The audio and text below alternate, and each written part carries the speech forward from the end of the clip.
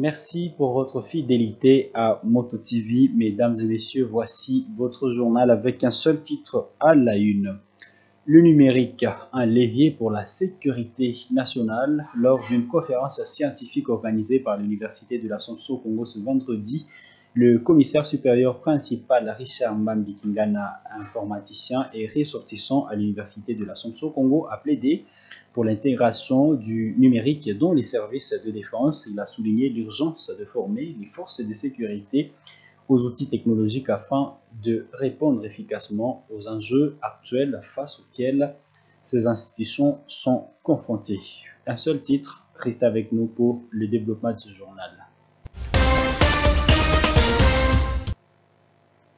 Pour commencer, d'abord, cette information face à la méfiance affichée par l'administration Tshisekedi, les évêques de la SENCO insistent sur la bonne foi du projet Pacte social pour la paix et le bien-être, vivre et les biens vivre ensemble, porté conjointement avec l'Église du Christ au Congo ECC, selon la SENCO. Cette initiative vise uniquement à soutenir les efforts du chef de l'État pour amener la paix, notamment dans l'est du pays, et non à déstabiliser le pouvoir en place. Clémence Nengo nous en parle dans ce récit.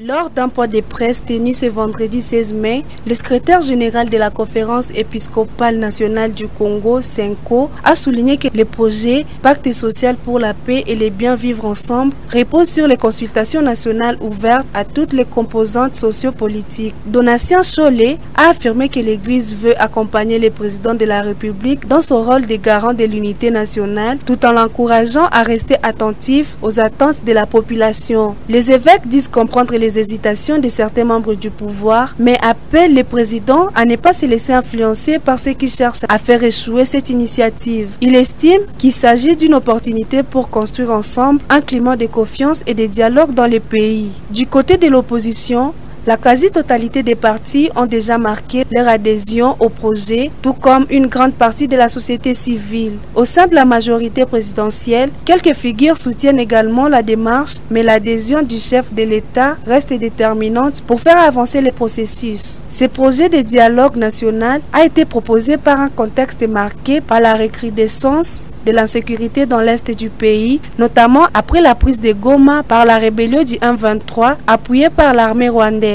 L'Église a lancé cette initiative pour encourager une concentration nationale face à l'impasse sécuritaire. Cependant, l'Union pour la démocratie et le progrès social, UDPS, parti au pouvoir, rejette cette proposition, estimant que les églises n'ont pas compétence pour engager des démarches politiques. Sur le plan international, des pays comme la France et la Belgique soutiennent les efforts de paix et encouragent les initiatives locales pouvant conduire à une solution durable. Mais jusque-là, les autorités congolaises restent prudents vis-à-vis de cet appel au dialogue. Mesdames, Messieurs, nous allons sursoir à la page sécuritaire un instant pour prendre celui-ci. Les travaux de la réhabilitation avancent lentement au pont Semuliki. Les constructeurs sont en train de réparer la plaque métallique constatée par le député provincial Bienvenu Lutsumbi lors de sa descente au pont Semuliki pour évaluer les travaux. Il dénonce par ailleurs le monnayage du passage à ce pont. À son retour, l'élu de Butembo Bienvenu Lutsumbi a adressé certaines recommandations à l'autorité provinciale du Nord Kivu pour alléger la population qui souffre par le délabrement de ce pont. Isabelle Ouangaimuka et Monampezi Mazekele l'ont rencontré ce vendredi. Les travaux de réhabilitation sont à court au niveau du pont Semuliki. Confirmation du député provincial Bienvenu Lutsumbi, élu de la ville de Butembo. Cependant, il trouve que ces travaux avancent moins vite pour pouvoir raccourcir les malaises de la population. Car d'après lui, les réparations se font encore sur la plaque métallique alors qu'il y a les murs de soutènement à construire aussi. Le passage à cet endroit n'est pas aussi contrôlé et les gardes affectés sur place sont tombés dans les monnayages du passage des véhicules sur ces ponts. Pourtant, l'autorité provinciale avait interdit le passage des véhicules de plusieurs tonnages en attendant la réouverture du trafic. Compte tenu de cette situation, ce député a adressé certaines recommandations à l'autorité provinciale pour trouver des alternatives de transport en attendant la fin des travaux pour réouvrir le trafic. Nous avons contacté le gouverneur, nous avons fait une correspondance que nous avons laissée à son office hier, lui demandant une certaine souplesse dans les travaux, parce que sous peu, le trafic va être coupé et ça ne nous prendra pas moins de 3 semaines. Nous avons demandé deuxièmement que le gouverneur prenne des alternatives pour la traversée des piétons, des motocyclistes et des petits engins. Et nous avons suggéré dans cette correspondance au gouverneur de recourir au bac flottant de l'armée ougandaise qui est sur la route Karuru-Makasindi, qui peut servir et qui peut même aider à traverser des camions avec des marchandises. Nous avons troisièmement demandé au gouverneur de permettre et d'autoriser les trasvasements de marchandises de part et d'autre de ces ponts, mais aussi les trasvasements de passagers. Lorsque le trafic sera coupé, que les voitures viennent de Beni jusqu'au pont Semuliki pour récupérer ceux qui proviennent de Kasindi, qui doivent traverser à travers, par exemple, ces bacs. Si le gouverneur arrivait à opter pour cette idée que nous lui avons suggérée, au lieu de bloquer la circulation sur cette route beaucoup importante. Quatrièmement, nous avons demandé au gouverneur de sanctionner ceux qui sont en train de se caractériser par ces monnayas de trafic des engins de moins de 20 tonnes, parce que c'est lui qui l'a autorisé. Il a dit que les engins de moins de 20 tonnes pouvaient traverser. On ne comprend pas lorsqu'on doit débourser entre 40 et 100 $ pour traverser, alors qu'il était prévu que les passages soient garantis pour ces gens, jusque bien sûr à ce que le pont ne soit pas encore, jusqu'à ce qu'on ne détache pas le pont en train de commencer les travaux de maçonnerie qui vont commencer sous peu. C'est depuis la fin du mois d'avril que l'autorité provinciale a donné des restrictions des passages sur les ponts Semuliki sur base de l'alerte de l'Office des routes sur les délabrements du dit pont. Et puisque cet élément est prêt, nous allons directement y aller. Une conférence scientifique s'est tenue à l'université de l'Assomption au Congo ce vendredi 16 mai. Elle a réuni des étudiants, enseignants et chercheurs autour du thème « La société et le numérique ». L'événement organisé par le Centre de recherche interdisciplinaire CRID, un sigle de l'université de l'Assomption au Congo, s'inscrit dans la mission de la valorisation des travaux scientifiques de la dite institution. Reportage signé Sacré Kangiti. Dans la grande salle est de l'Institut Kambali, l'ambiance était à la réflexion. Étudiants, enseignants et invités prenaient place, carnet et stylo en main. Le professeur Mawazo Sikirivoa, recteur de l'UAC, a prononcé les mots d'ouverture. Il salue l'engagement scientifique de la communauté universitaire. La qualité des thèmes qui vont être abordés, tout comme celle des intervenants sollicités, souligne bien la grande ambition que nous attachons à cet événement. Il ne me reste plus qu'à vous souhaiter de bonnes et fructueuses journées de travail scientifique et à vous remercier de votre attention. C'est sur ces mots que je déclare ouvert les travaux de ce colloque scientifique de l'année 2024-2025 ici à l'USC. L'un des moments forts de la journée est l'intervention du commissaire supérieur principal Richard Mbambi Kingana. Ancien étudiant en informatique de gestion à l'UAC, il a présenté un exposé sur l'emploi du numérique dans la défense et la sécurité nationale. Selon lui, le numérique est aujourd'hui un outil essentiel pour la collecte, le traitement, la conservation et la diffusion des données stratégiques. Alors, le métier de l'ordre public passe de plus en plus par l'intermédiaire des technologies. Parce que nous avons besoin que la police puisse maintenir l'ordre.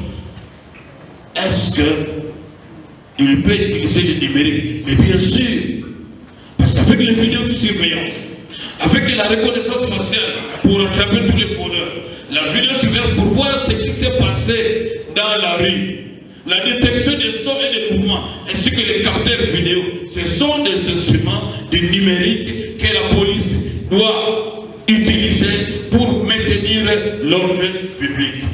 Les services de police ont besoin de la toute dernière technologie pour implémenter les stratégies modernes et le contrôle de la criminalité. Et c'est là où nous avons dit que c'est fait qu'il y a des stratégies de maintien de l'ordre qui sont l'analyse de la criminalité, l'analyse du renseignement, les opérations de patrouille, les opérations sur le terrain et aussi la transparence de la police. L'ancien commandant-ville de la police nationale congolaise, ce commissariat de Butembo, a souligné les défis que rencontrent les forces de sécurité de la RDC dans l'utilisation des technologies modernes.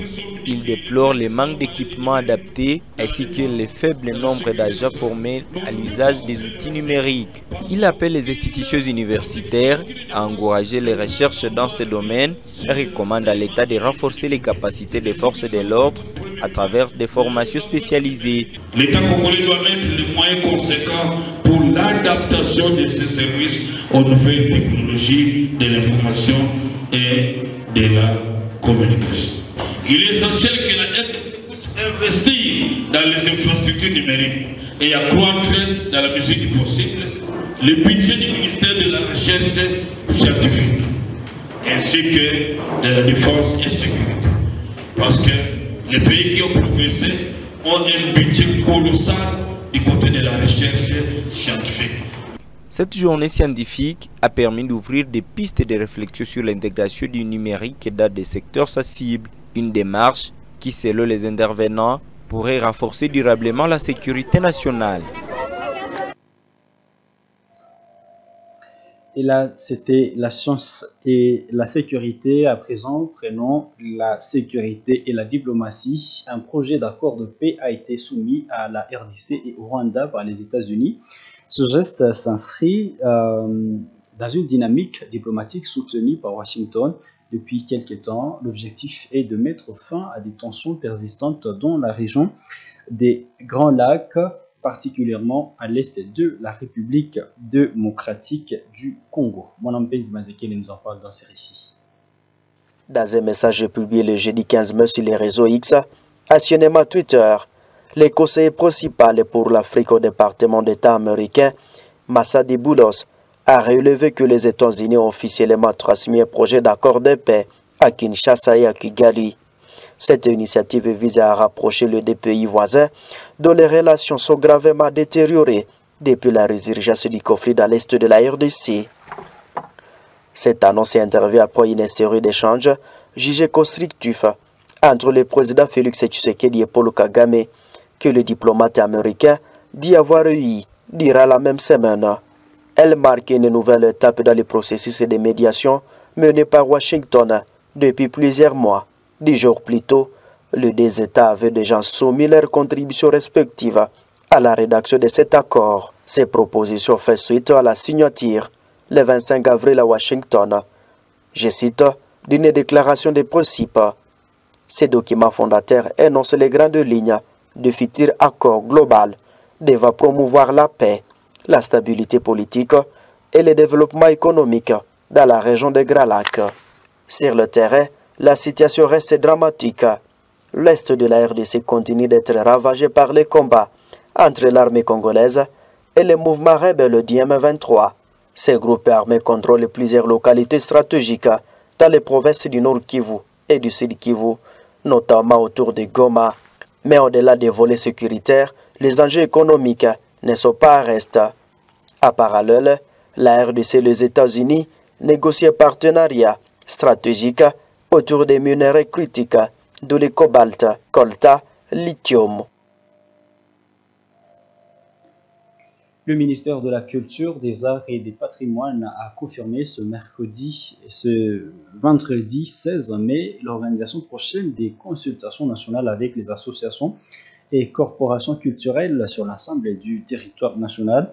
Cette initiative s'inscrit dans le cadre d'une réforme majeure du système de gestion collective des droits d'auteur et des droits voisins en République démocratique du Congo. Le point avec Léandrine Maloulé. Le ministre de la Culture annonce une nouvelle étape pour les droits d'auteur en RDC. Des consultations seront bientôt lancées dans tous les pays. Ces consultations s'adressent à tous les artistes, créateurs et opérateurs culturels, quelle que soit leur discipline. Le but est de recueillir leurs contributions pour mettre en place une nouvelle structure publique de gestion collective conformément à la décision du Conseil des ministres prise le 4 avril 2025.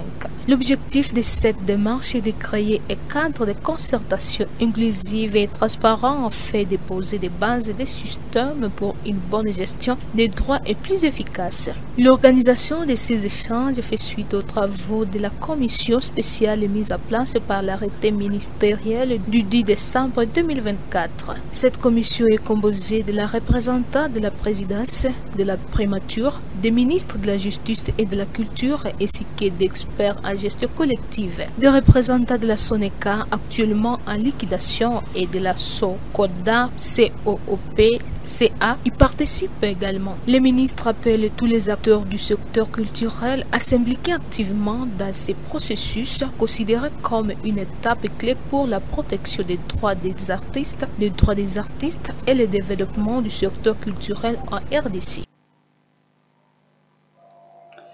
Et en plus bref, nous allons vous faire savoir que la fin de l'année 2024-2025 approche à grands pas. À cette occasion, l'Institut Kambali a organisé une messe d'action de grâce, un moment de prière pour encourager les élèves à garder le cap malgré les obstacles. Quelques conseils leur ont été donnés et un appel également à la concentration pour le reste de cette année qui connaîtra notamment des moments forts, notamment des examens finaux programmés pour les semaines à venir. Mesdames, Messieurs, merci pour votre attention, votre attachement à la télévision communautaire. C'est par cette nouvelle que nous vous mettons point final à cette édition du journal. Restez branchés car le programme se poursuit et nous allons vous revenir avec détails dans nos prochaines éditions.